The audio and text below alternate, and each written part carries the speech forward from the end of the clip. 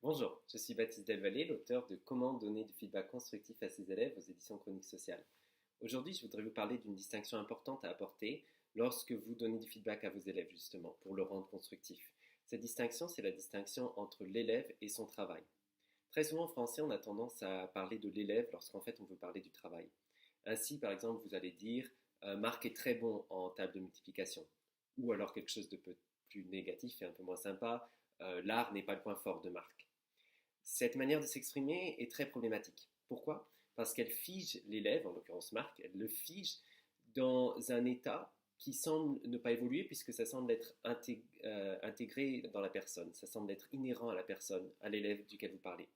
Ainsi, si je dis Marc est très bon en table de multiplication, vous parlez de Marc à ce moment-là. Vous ne parlez pas du tout de son travail en mathématiques, vous parlez de Marc.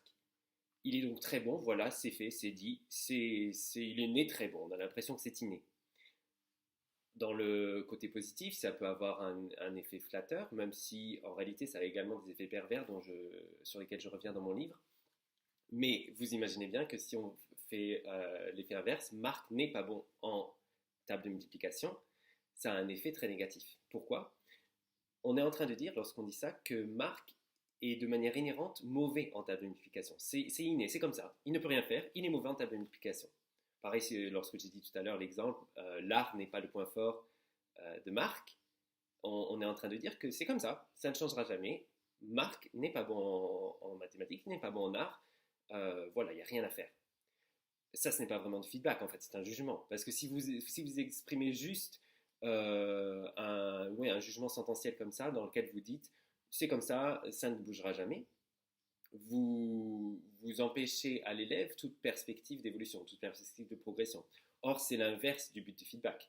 Le but du feedback, si vous voulez qu'il soit constructif, c'est justement de faire en sorte que l'élève sache progresser, sache dans quelle direction aller, et se sente capable et encouragé de le faire. Donc, c'est une distinction importante à apporter, et pour éviter ces sous-entendus négatifs dont je viens de parler, il faut parler du travail de l'élève. Ainsi, vous direz, le travail de Marc en table de multiplication cette année a été excellent. Là, vous parlez du travail.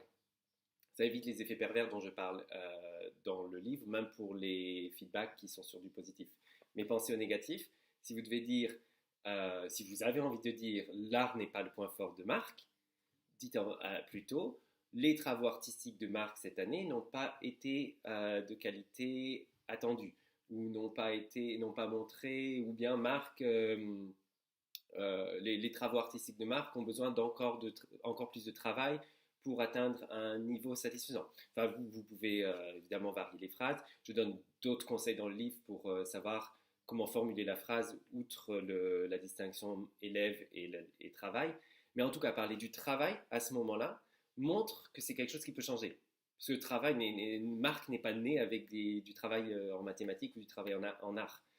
Ainsi, lorsque vous parlez du travail, l'élève se sent encouragé que d'accord, ok, mon travail a besoin de changement, ou alors mon travail est satisfaisant, ou mon travail a besoin de progresser, mais c'est mon travail. Moi, je peux le faire. Je suis une personne qui qui a les capacités de changer de travail.